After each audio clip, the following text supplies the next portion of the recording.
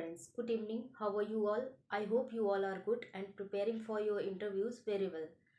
Today I am going to tell you something about self intro. आप लोगों ने बहुत से सेल्फ इंट्रो देखे होंगे और सभी लोग अच्छे से अपने सेल्फ इंट्रो की तैयारी भी कर लिए होंगे अभी तक थोड़ी बहुत तो। और नहीं किए हैं तो आप लोग ये वीडियो देख के पता चल जाएगा आपको कि इंटरव्यू में कौन कौन से पॉइंट्स इंक्लूड करने चाहिए और क्यों करने चाहिए और कैसे अपना सेल्फ इंट्रो देना चाहिए। फर्स्ट ऑफ ऑल तो आप जब रूम में एंटर करेंगे तो आप उनको जो है विश करेंगे, good morning, good afternoon, ma'am और सर। अगर दोनों मेल फीमेल दोनों टाइप के कैंडिडेट्स हैं आपके इंटरव्यू पैनल में तो आप good morning ma'am, good morning sir कह सकते हैं। Good morning to all of you थोड़ा सा अच्छा नहीं लगता है, तो आप good morning ma'am, good morning sir करके आप दोनों तरफ देखिए। आई कांटेक्ट दोनों तरफ होना ज़रूरी है। ऐसा नहीं कि आप बोल दिए कि good morning ma'am, good morning sir और देख कहीं और रहे हैं। उसके बाद ऑब्वियसली यहाँ कॉन्ट्रेक्चुअल में नहीं पूछा था इन लोगों ने tell me about yourself या इंट्रोड्यूस योर सेल्फ, तो ऐसा नहीं होगा कि मेंस में भी नहीं पूछेंगे। मेंस में पक्का वो लोग पूछेंगे, ये क्वेश्चन पुट करेंगे ही करेंगे कि इंट्रोड्यूस योर सेल्फ। और ये बहुत अच्छा है कि इस बार का जो इंटरव्यू है वो 30-30 मार्क्स में डिवाइड हो गया है। तो आप 30 मार्क्स तो आपके श्योर हो जाएंगे डेमो से। उसमें आप जितना बेस्ट कर सकते हैं अपना, आप पूरा अपना बेस्ट करिएगा और डेमो की प्रैक्टिस करते रहिए। वो 30 मार्क्स में से आप ज़्यादा से ज़्यादा मार्क्स लाने की कोशिश करिए। प्लस एक और पार्ट 30 मार्क्स का आपके हाथों में है जो कि है सेल्फ इंट्रो। सेल्फ इंट्रो आप इतना इफ़ेक्टिवली दे दीजिए, इतना इफ़ेक्टिव कर दीजिए कि अदर क्वेश्चंस आपके सेल्फ इंट्रो से बने ही ना। अगर बने तो वो भी तो आपके हाथ में है कि आपको पता है कि मैं ऐसे बोलूँगा तो यहाँ से क्रॉस क्वेश्चन होंगे या ऐसे बोलूँगी तो ये क्वेश्चन पूछेंगे, तो फिर वो क्वेश्चन भी आप अच्छे से प्रिपेयर कर लीजिए।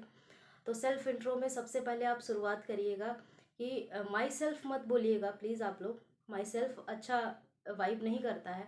माई नेम इज़ या my full name is dash dash dash ऐसे बोलिएगा। उसके बाद आप कहाँ से आए हैं, अगर जैसे आप नॉर्मली आप यहाँ दिए होंगे कॉन्ट्रेक्चुअल तो आप सिर्फ बोल दिए होंगे अपने डिस्ट्रिक्ट का नाम, बट वहाँ ऐसे मत करिएगा। आप डिस्ट्रिक्ट के साथ साथ स्टेट भी मेंशन करिएगा कि I am from dash dash dash Uttar Pradesh, इस तरह से। या फिर आप जिस भी स्टेट से हैं उस स्टेट का नाम भी मेंशन करिएगा।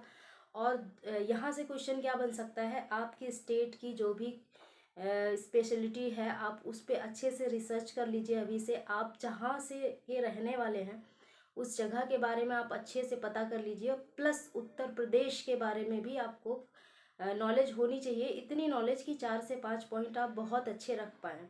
सबसे पहला आपके बर्थ प्लेस के आसपास जो भी चीज़ें अच्छी हैं उनके बारे में प्रिपेयर कर लीजिए। दूसरा, आप जिस स्टेट से हैं उस स्टेट का अच्छे से प्रिपेयर कर लीजिए, जैसे वहाँ के क्या फेमस चीज़ें हैं, या उसके आसपास ये भी पूछ देंगे कि कौन कौन से अदर स्टेट हैं या कितने नेबरिंग स्टेट हैं। इन सब चीज़ों की प्रिपरेशन आप कर लीजिए। प्लस यूपी के बारे में भी आपके पास नॉलेज होना चाहिए कि यूपी या फिर आप जिस भी स्टेट से बिलोंग करते हैं उस स्टेट के बारे में भी 5 से 6 पॉइंट आपके पास होने चाहिए।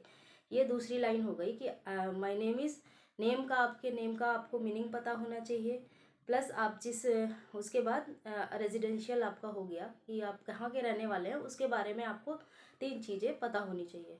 अब उसके बाद नेक्स्ट पे आप एजुकेशनल डिटेल्स आप अपने दीजिए।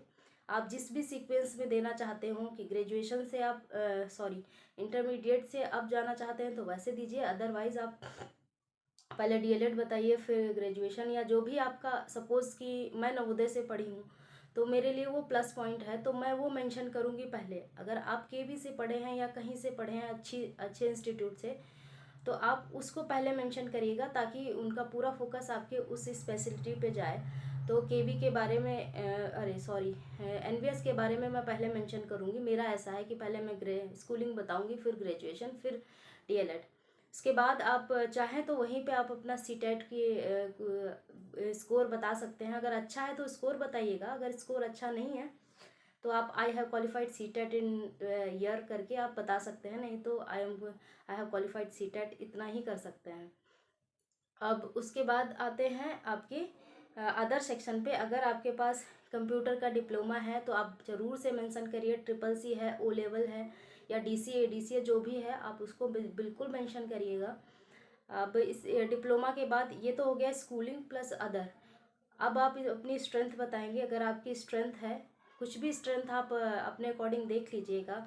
बहुत सी स्ट्रेंथ्स होती है, अगर आपको समझ में ना आ रही हो तो आप कुछ कॉमन स्ट्रेंथ्स होती हैं, आप लोग पूछिएगा तो मैं कमेंट करके आप लोग को बता दूंगी, या एक नया वीडियो अपलोड कर दूंगी स्ट्रेंथ्स के बारे में, जो कॉमन हर इंसान में होती ही होती है।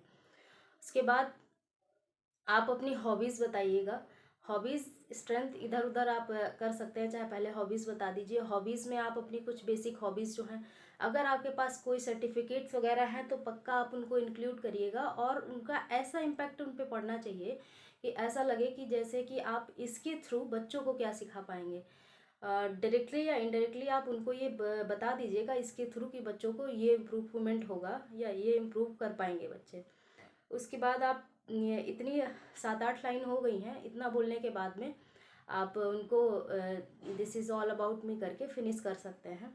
तो इस तरह से आप अपना इंट्रो देंगे तो बहुत इफ़ेक्टिव। प्लस सबसे बड़ी बात है कि आप अपना इंट्रो कैसे भी पूछे, वो आप अपना इंट्रो इंग्लिश में ही दीजिएगा। खासकर कि वो बच्चे जिनकी इंग्लिश थोड़ी सी वीक है, वो बच्चे ज़रूर से ज़रूर अपना इंट्रो इंग्लिश में तैयार कर लें, क्योंकि इससे बढ़िया चांस आपको नहीं मिलेगा बाद में। अगर उन्होंने कोई क्वेश्चन, सपोज़ कि मेरी इंग्लिश अच्छी नहीं है तो मैं इंट्रो अपना अगर तैयार करके गई इंग्लिश में, तो फर्स्ट तो वो उस इंट्रो की फ्लुएंसी और उस इंट्रो के देने के टाइप से वो समझ जाएंगे कि yes she can deal with children in bilingual. तो ऐसा आप उनको प्रिटेंड करिएगा इंट्रो में कि मुझे इंग्लिश बहुत अच्छे से आती है, और अपनी डेली इंट्रो की प्रैक्टिस करिए। एक इंट्रो अपना अभी से बना लीजिए। आप अगर ये सोच रहे हैं कि लास्ट में बना लेंगे तो ये पॉसिबल नहीं हो पाएगा, क्योंकि आप प्रैक्टिस नहीं कर पाएंगे और वहाँ जाके सबके सामने जो है डिमोटिवेट हो जाएंगे और बोल नहीं पाएंगे। इसलिए आप अपना एक कॉपी के पेज पे इंट्रो अच्छे से प्रिपेयर कर लीजिए, देख के रिसर्च करके। उसके बाद आप उस इंट्रो को डेली प्रैक्टिस कीजिए। मैं भी ऐसा ही करती हूँ। मैंने अपना प्रिपेयर कर लिया है और मैं डेली प्रैक्टिस करती हूँ, ताकि उन 4-5 लोगों के सामने मैं अटपटाऊँ ना या हड़बड़ाऊँ ना। इसको तो पक्का आप इंग्लिश में कर लीजिए। इसको करने के बाद में क्या होगा कि अगर सपोज़ आपकी इंग्लिश अच्छी नहीं है, तो अदर क्वेश्चन अगर आपसे वो पूछ रहे हैं इंग्लिश में, तो आप बोल सकते हैं सॉरी सर मैं बाइलिंगुअल यूज़ कर सकता हूँ क्या। थोड़े बहुत आप इंग्लिश के वर्ड्स डाल के हिंदी ऐसे आप आंसर दे सकते हैं। फिर आपको कोई मौका ऐसा नहीं मिलेगा कि आप प्रूव कर पाओ कि यस मुझे इंग्लिश भी बोलनी आती है। इसलिए इस मौके को मत जाने दीजिएगा। आप अपना सेल्फ इंट्रो इंग्लिश में ही दीजिएगा। अदर क्वेश्चंस अगर आपसे बन पाते हैं तो इंग्लिश में बोलिए। जैसा पूछे जिस लैंग्वेज में, हिंदी में पूछे तो हिंदी में बोलिए, इंग्लिश में पूछे तो इंग्लिश में रिप्लाई दीजिए। अगर आपसे इंग्लिश नहीं हो पा रहा है तो आप sorry sir may I speak in Hindi ऐसे करके, या बाइलिंगुअल, तो आप उनसे परमिशन लेके आप दोनों लैंग्वेज का यूज़ या हिंदी का यूज़, हिंदी प्योर हिंदी मत बोलिएगा, हाँ बाइलिंगुअल बोलिएगा, बेहतर होगा। तो इस तरह से आप अपना इंट्रो दे सकते हैं। और बाकी कोई क्वेरीज़ हो इंट्रो से रिलेटेड, आपको कोई डाउट हो तो आप मुझे कमेंट बॉक्स में कमेंट कर सकते हैं। और आपको अगर मेरी ये वीडियो हेल्पफुल लगी हो तो आप इसको लाइक करिए, अपने फ्रेंड्स और व्हाट्सएप ग्रुप और फेसबुक जो भी हो उनमें शेयर करिए, और चैनल को सब्सक्राइब करिए। मिलते हैं नेक्स्ट वीडियो में एक नए टॉपिक के साथ। तब तक के लिए बाय बाय।